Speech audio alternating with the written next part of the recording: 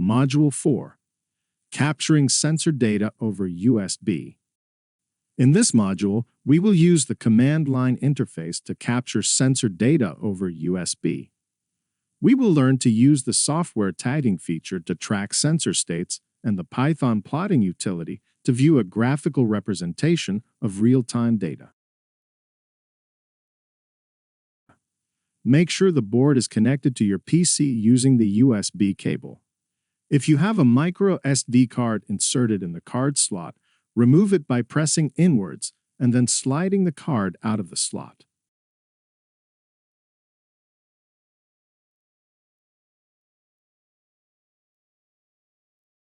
Now press the reset button on the board.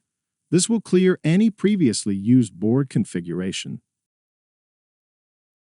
After a few seconds, the green LED should blink about once a second to indicate that the board is ready. The orange LED should be off, indicating there is no micro SD card in the slot. The red LED will blink rapidly to indicate connection to the PC. In order to specify which sensors will be captured, we will use a JSON file called device.config. This file contains all the necessary parameters to enable individual sensors and configure them for data capture. Let's start by editing a sample device config file included in the STWIN.box function pack. Open Windows File Explorer and navigate to c:/stwinbox-data-log-workshop /stm32cube function pack _datalog2 _v1.1.0 /utilities /stwinbox _config _examples. We will use Notepad++ to open the device config file. Right-click on the device config JSON file and select Edit with Notepad++. We can now scroll through the contents of the JSON file and make edits as needed. The device configuration file contains a sensor descriptor for each onboard sensor. Characteristics, such as the full-scale setting and sensor output data rate, can be modified from within this file. Output data rate, or ODR, is the rate at which the MEMS sensor will supply new sensor values to the user. This value is typically measured in units of samples per second. Full scale, or FS, is the scaling setting for the sensor output. The full-scale setting limits the maximum sensing range for the device. Lower full-scale settings provide higher precision measurements over a more limited range, while higher full-scale settings allow for a larger range of measurement. We can also enable or disable each individual sensor by modifying its enable field. Let's start by disabling all sensors. Open the search menu, then click on Replace. In the Find What box, type "enable space true." Make sure to keep the space between the colon and the word true. In the Replace with box, type "enable space false." Click Replace All. This should replace 6 instances, turning all sensors off. Close the search box. Next, we will enable the STM330DHCX accelerometer. Scroll through the JSON file and find ISM330DHCX_ACC around line 187. Enable the sensor by replacing false with true on the enable line. We will utilize the output data rate property to adjust the speed at which the MEMS sensor will supply new sensor values to the user. Setting the ODR to 104 Hz, or samples per second, is sufficient to capture human movement. The device config file uses enumerated property values as defined by the following table. We want the ODR to be set to 104 Hz, so we will use a value of 3 here. In the ISM330DHCX_ACC ACC section, assign the OTR field a value of 3. We will save a copy of this updated device config file to our Python folder. Click on File, Save As. Click on the up arrow to go back one directory.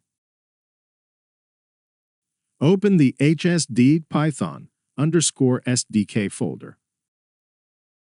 Open the Examples folder. Click on Save. You can now close the file in Notepad++.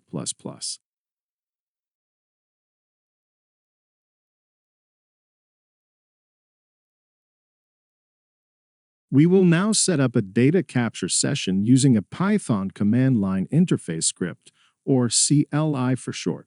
The high-speed data log CLI can capture data streams from multiple sensors simultaneously and save them to the local storage drive on your PC.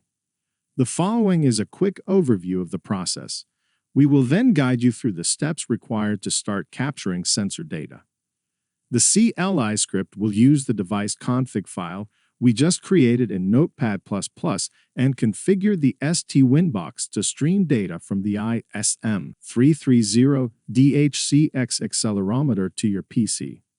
We will be capturing moderate shake motions along the X, Y, and Z axis for approximately 10 seconds each.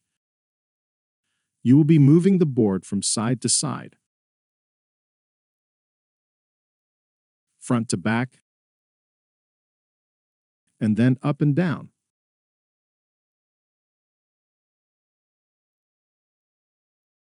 Prior to starting each movement, we will enable a software tag for that axis by double-clicking on the tag name. The tag name will be marked with an X to show that it has been enabled. Once you complete the movement, double-click on the tag name again to disable it. Repeat this process for the remaining 2 axes.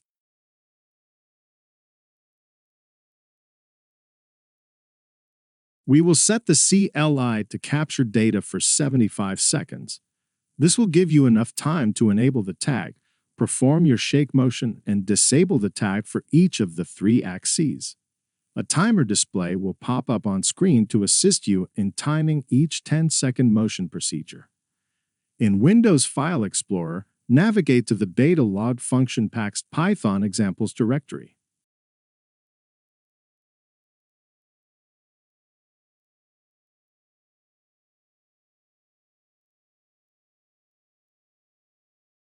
Type CMD in the File Explorer path bar to open a command prompt. In the command line window, type the following, but do not press Enter just yet. Python hsdatalog _ CLI.py -t75 -f device _ config.json. The -t option specifies how long to run the capture for in seconds. The -f option specifies the configuration file to use. In this case, it is the device config file we just created. Now press Enter to start the capture.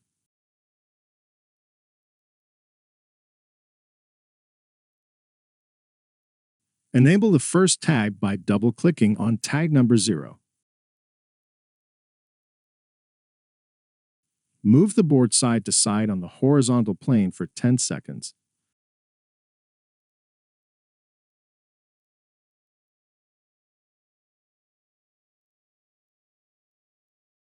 Now, double-click on tag number 0 to disable it. Enable the second tag by double-clicking on tag number 1. Move the board forward and backwards for 10 seconds.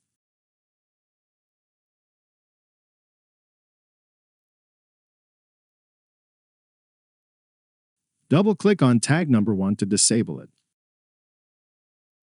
Enable the third and final tag by double-clicking on tag number 2. Move the board up and down for 10 seconds.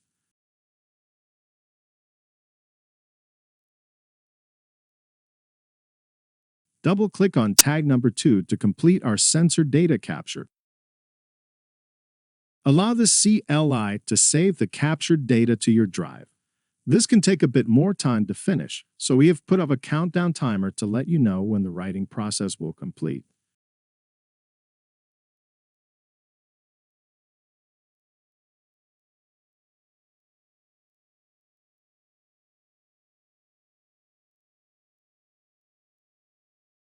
When it reports back that the log completed successfully, you may exit out by clicking on Quit.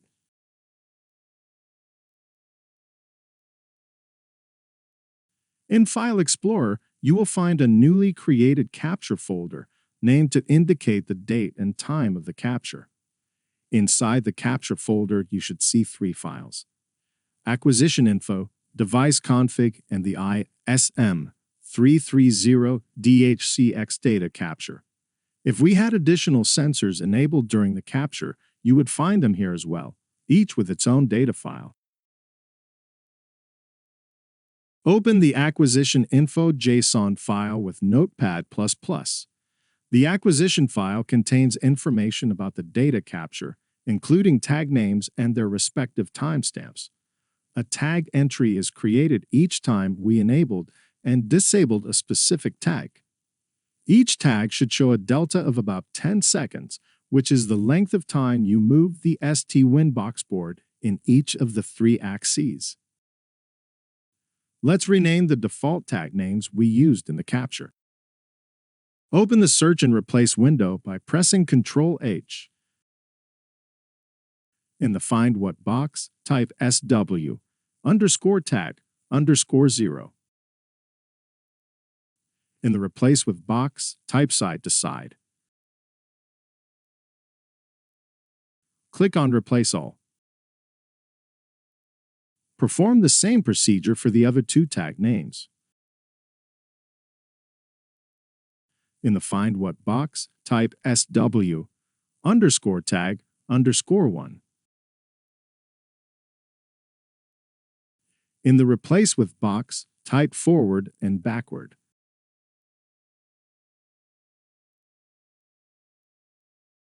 Click on Replace All. In the Find What box, type SW_tag_2. In the Replace With box, type up and down. Click on Replace All. Close the Search and Replace window. Your acquisition file should now have the updated tag names. Save the acquisition file and close Notepad++. A copy of the device config file used to set up the sensor capture parameters is also available. This is the same file we originally edited with Notepad++. The ISM330DHCX_ACC data file contains all the captured sensor data. The file name will always include the name and type of sensor used. The captured data file is in a proprietary format, but can be easily converted to a standard CSV or text file for data analysis or plotting purposes. Navigate back to the Python examples folder by pressing the up arrow. You can create the CSV or text file by using the Python data export scripts. Data export will create a single monolithic CSV file. Export by tags will segregate the data into standalone text files, saved into individual folders using our custom tag naming structure. Return to the command prompt window and type in the following: Python hsDataLog_data_export_by_tags.py, followed by the name of your sensor capture folder.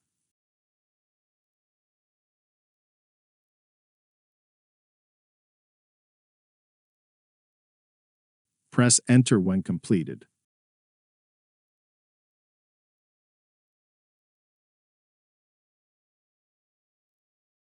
Select 0 to export the ISM 330DHCX accelerometer data. Then press Q to quit. The Python script will create a new capture folder with the exported data. If you open the folder, you will see 3 new folders with our custom tag names. Within each folder is our converted text file containing the raw sensor data.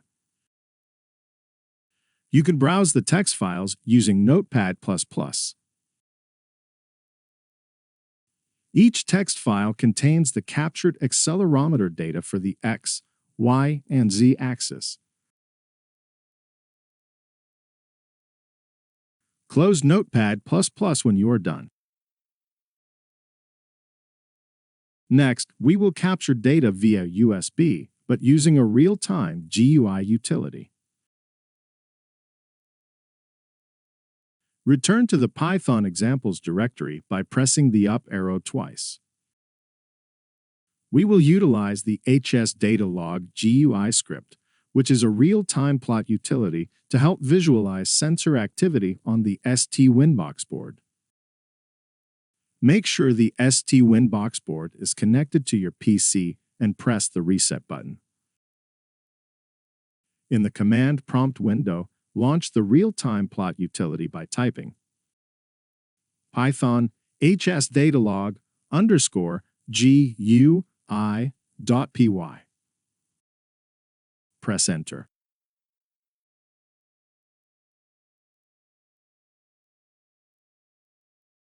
This will launch a window allowing you to select the board from a drop-down list. Note that your board name may differ slightly than what is shown here in the video. Select the STWIN.box board and then click Connect.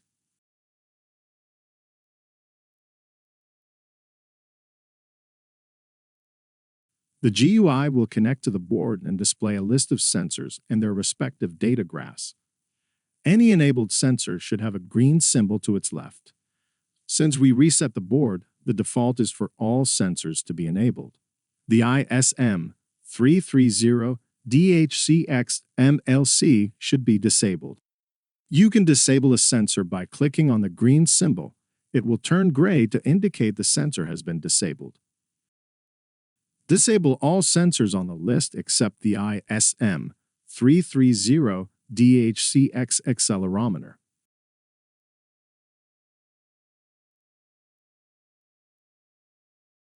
Click on the accelerometer drop-down box to open the sensor configuration panel.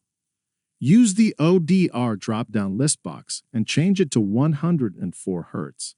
Leave all other parameters at their default. We will now repeat the capture of shake movement along all 3 axes using the GUI. Hold the board in one hand and start the capture by clicking the Start Log button in the Acquisition control box. Move the board side to side, forward and back, then up and down to see how the sensor data changes in real time on the graph. Vary the speed and rotation of these movements to see the accelerometer reaction along each axis.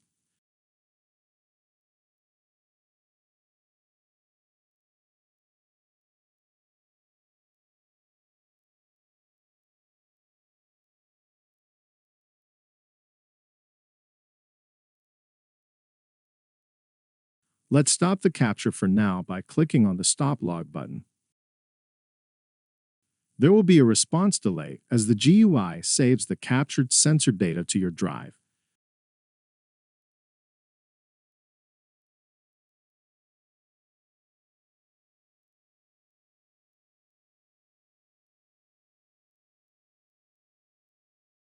Change the zoom level of the captured plot by holding down the Control key and using the mouse wheel. Move the plot by using a click and drag motion with your mouse. Reset the plot to auto mode by clicking on the small A that appears on the bottom left of the plot window.